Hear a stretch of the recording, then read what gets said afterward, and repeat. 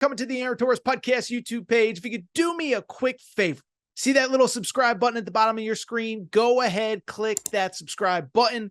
Really does help our channel grow, our audience grow, and I really do appreciate it more than you know. So click that subscribe button. Appreciate your support. Now, here's the video that you came here for. It was funny. On Monday's Aaron Torres pod, I talked about how crazy it is to me, how quickly the news cycle moves in all of sports, but especially college football, especially this time of year. Coaching changes, recruiting, portal, assistant coaches, whatever. Well, I bring it up because I think we just saw the best example of that yet over the last 24 hours in Tuscaloosa. The last time I talked about Alabama on the Aaron Torres Pod YouTube channel, it was because I was raving about Kadyn Proctor. He was in the process of not really completing, but putting together a really good staff, adding 2 sitting head coaches on Monday and Tuesday. And I was raving and gushing, and this is the best thing that's ever happened ever in the history of the world. Okay. A little bit of hyperbole, but you get the point. Well, I bring it up because as great as those hires were on Monday and Tuesday, Kadyn Proctor certainly got his welcome to the SEC moment on Wednesday, when not 1, but 2 superstar, dynamic, 5-star, difference-making true freshmen off last year's SEC champions hit the transfer portal. And when you add it in with the 2024 there was one 2024 decommitment with the 2025 class hemorrhaging players, it is panic in the streets of Tuscaloosa, and Alabama fans are wondering, how worried should we be about this new coach and his coaching staff? Should we be worried? So Dr. Torres, sit on the couch. Let's take a deep breath, Alabama fans. Let's talk this out, because I'm not going to sit here and lie and say everything's perfect, everything's going to be fine. But I think there is some context that you need to know. First of all, I think it's important. Like I think everybody watching kind of knows, kind of gets it. But for people who have somehow missed a lot of the news on Wednesday morning, as I said, 2 high-profile transfers are exiting Tuscaloosa, and there's no real indication that the plan would be for them to come back. The first one, Caleb Downs, this is a backbreaker, okay?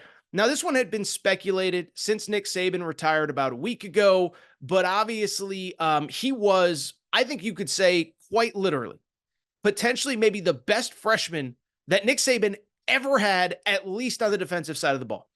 107 total tackles led the team. Saw a stat that on Alabama record, they have never had a true freshman lead the team in tackles.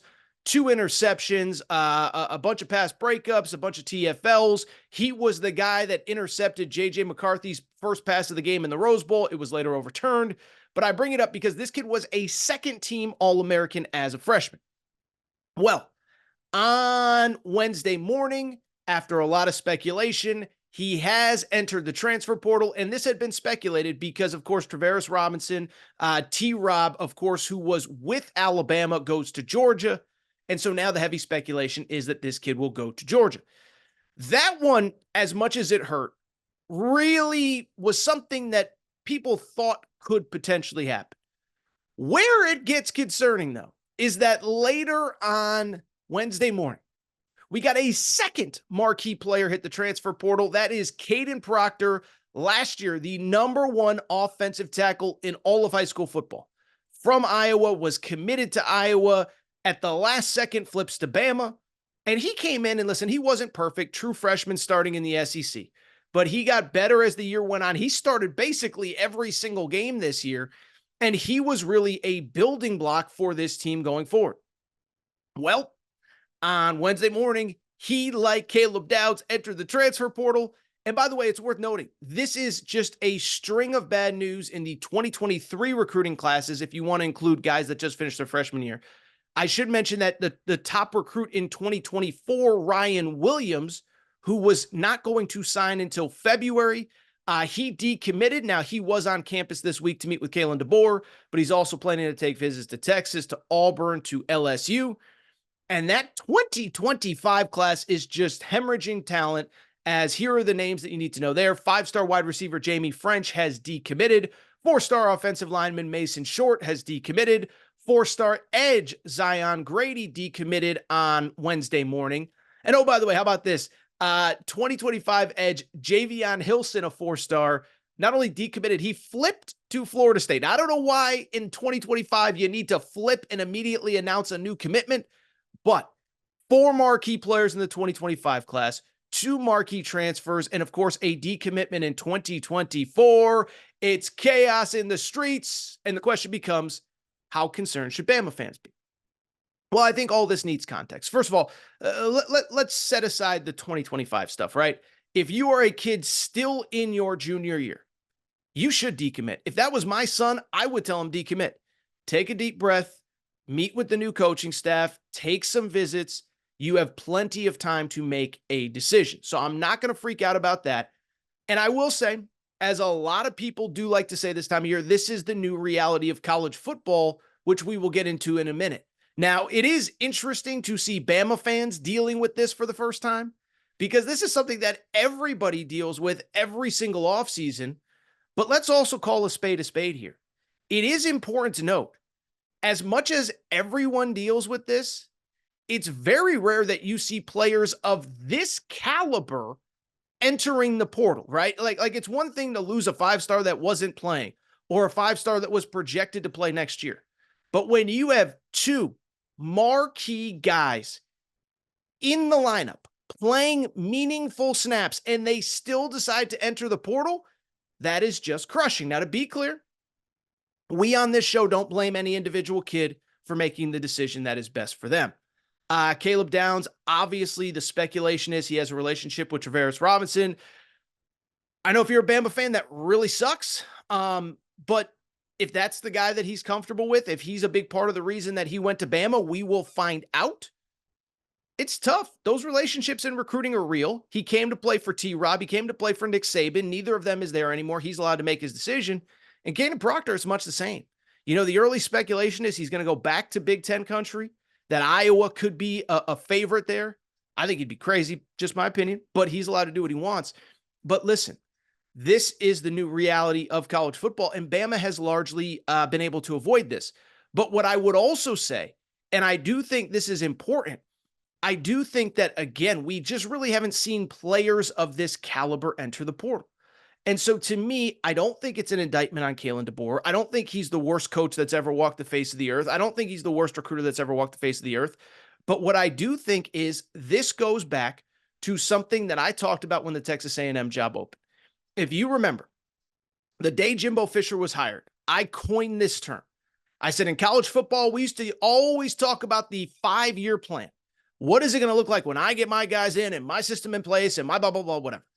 And what I said when Texas A&M opened, I said, whoever is the next head coach better have a great 5-week plan, because now college football is about the 5-week plan. You get a job, the portal opens for all 85 guys on your roster. The sitting assistant coaches are going to do what they want. And it is just a race against time to meet with the players, to make them feel comfortable, to get their NIL set up, to make sure that other people aren't tampering with your players, to keep them in the building, to put a coaching staff together, to show them how they're going to be used. Like, it is just, one man can't do it. That's why you have a support staff of 75 people. But this is the new reality. Anytime that a job opens, my question no longer is, what is the 5-year plan? It is, what is the 5-week plan, especially when you are taking over a place that's in pretty good position. Alabama is obviously an extreme, but this is something that Michigan might go through in a week or two if Jim Harbaugh leaves. Oh, by the way, I think that's probably why they're going to keep Sharon Moore, keep that infrastructure in place, try to keep everybody happy, try to keep everybody in the building. But this is the new reality.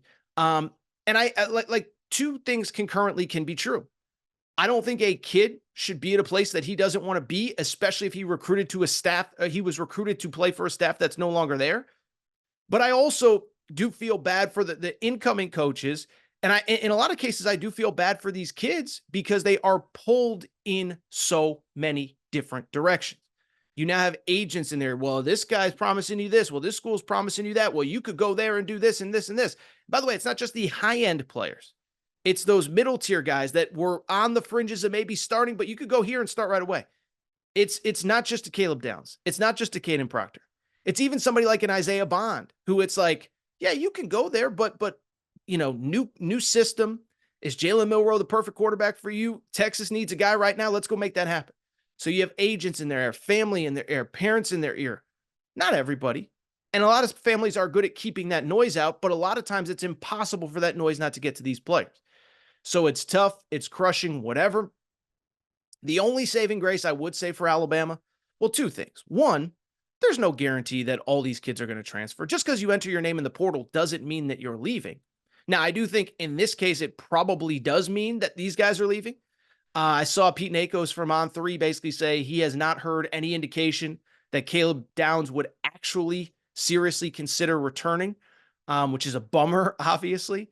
But I just bring it up to very simply say that's a positive. These kids could come back. But I think, too, here's the other thing, is that guess what's going to happen next? That wave of players from Washington that Kalen DeBoer wants, they're not going to stick around and wait to see what Jedd Fisch is doing. They're going to figure out what's best for them.